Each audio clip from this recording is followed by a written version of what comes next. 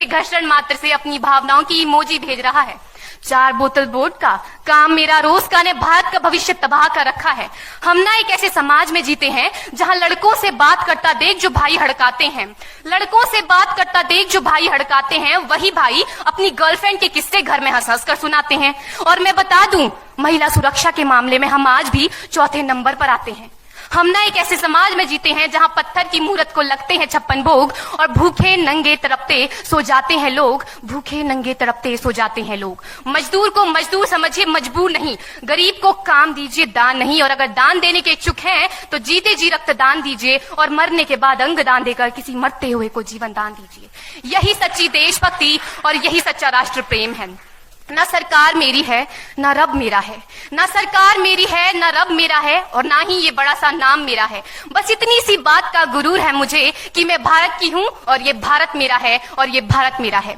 परंतु एक वैचारिक बीमारी हमारे समाज में मुझे नजर आती है। कहा जाता है हम दुनिया के सबसे बड़े लोकतंत्र हैं, जहां हिंदू पैदा होते हैं, मुस्लिम, सिख और ईसाई भी पैदा होते हैं, लेकिन बदकिस्मती है अब इंसान पैदा नहीं होते। और मेरे विचारों में ना हिंदू की जरूरत है ना मुसलमान की जरूरत है। राष्ट्र निर्माण के लिए केवल अच्छे इंसान की जरूरत है, केवल अच्छे इंसान की जरूरत है।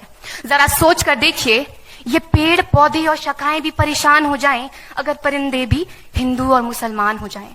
एक शैक्षणिक बीमारी भी हमारे समाज में मुझे नजर आती है, और बड़े ही आश्चर्य की बात है, जिस देश ने पूरी दुनिया को तक्षशिला और नालंदा देकर के विश्वविद्यालय शिक्षा की बुनियाद रखी, आज विश्व के 100 सर्वश्रेष्ठ विश्वविद्यालयों में हमारा एक भी विश्वविद्यालय खड़ा नहीं हो पाता। जहां एक और हमारे पास IIT, IIM और NIT जैसे शिक्षण संस्थान हैं, तो वहीं दूसरी ओर इस देश के गरीबों को बेरोजगारी की जमात में खड़ा करने के लिए उनके हाथ में सर्व शिक्षा अभियान का झुंझुना पकड़ा दिया जाता है।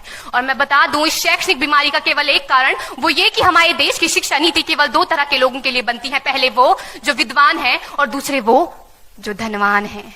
इसी तरह की कई गजब की बीमारियां हैं, और इन बीमारियों की जो जड़ है ना, वो हमारा अंधविश्वास। और मेरे विचारों में जब तक इस देश का युवा अपनी सफलता के लिए मंदिरों में जा जाकर नारियल फोड़ फोड़ कर भगवान को रिश्वत लगाता रहेगा, हमारे समाज का शिक्षित वर्ग ही बिल्ली के रास्ता काटने पर खड़े हो जाना, अपने धर्म अपनी जाति को ऊंचा मानकर दूसरों के धर्म की अवहेलना करता रहेगा, तब तक ना तो इस देश से अंधविश्वास खत्म होगा और ना ही हमारा राष्ट्र निर्माण संभव होगा। हमारी संस्कृति, हमारी सभ्यता को दुनिया ने शीश नवाया है, तो क्यों आस्था के नाम पर हमने अंधविश्वास फैलाया है।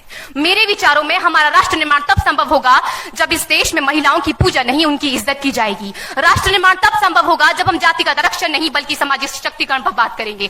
राष्ट्र निर्माण तब संभव होगा जब स्वच्छता अभियान में केवल सरकार नहीं बल्कि सड़क पर चलने वाला हर एक नागरिक हाथ बंटाएगा, स्वच्छ भारत स्वस्थ भारत को दिल से अपनाएगा। असल मायने में हमारा राष्ट्र निर्माण तब संभव होगा जब एक गरीब बच्चा मध्याह्न भोजन के लिए नहीं बल्कि ज्ञान अर्जन के लिए सरकारी स्कूल की चौखट पर कदम रखेगा। और हमारा राष्ट्र निर्माण तब तक संभव नहीं होगा जब तक एक नागरिक नैतिक रूप से सटीन, चारित्रिक रूप से भ्रष्ट, मानसिक रूप से दिवालिया, धार्मिक रूप से अंधा, राजनीतिक रूप से गंदा, स्वैच्छिक मान मूल्यों के आंकड़ों में जिन्न शिन्न पैपंदमयी अखंड भारत को खंड खंड करता रहेगा, तब तक हमारा राष्ट्र निर्माण संभव नहीं होगा। बड़ी बड़ी बातें नहीं, छोटी छोटी कोशिशें करनी होगी, क्योंकि ठोकर हमें पहाड़ से नहीं पत्थरों से लगा करती है। I being an Indian, I being a student, I being a symbol daughter of this motherland feel proud to be an Indian। और मैं सैल्यूट करना चाहूंगी सरहद पर दिन रात हमारी रक्षा के लिए खड़े हर उस जवान को, इस देश की पुलिस, प्रशासन और किसान को, और इस देश के हर उस व्यक्ति को जो अपना काम पूरी ईमानदारी, पूरी मेहनत और पूरी लगन से करते हैं, जिनके बिना राष्ट्र निर्माण की कल्पना करना भी असंभव सा लगता है। और आज इस मंच पर पूरी जिम्मेदारी के साथ मैं भारत की बेटी ये कहती हूं कि हमारा राष्ट्र निर्माण तब संभव होगा जब हम सभी, मैं, आप, हम सब मिलकर प्रयास करेंगे, क्योंकि हमारे देश की जिम्मेदारी नहीं है हमें आगे ले जाने की, हमारी जिम्मेदारी है अपने देश को आगे ले जाने की, अपने राष्ट्र को आगे ले जाने की, अपने वतन को आगे ले जाने की। तो अंत में मैं बस यही कहना चाहूंगी, मेरा हिंदुस्तान महान था, महान है, महान रहेगा। मेरा हिंदुस्तान महान था, महान है, महान रहेगा। होगा हौसला सबके दिलों में बुलंद तो एक दिन पाकिस्तान भी जय हिंद कहेगा। पाकिस्तान ही क्यों, सारा जहान जय हिंद कहेगा, क्योंकि सारे जहां से अच्छा हिंदुस्तान हमारा, सारे जहां से अच्छा हिंदुस्तान हमारा, हम बुलबुलें हैं इसकी, ये गुलिस्तान हमारा, ये गुलिस्तान हमारा। जय हिंद, वंदे मातरम। Share chat.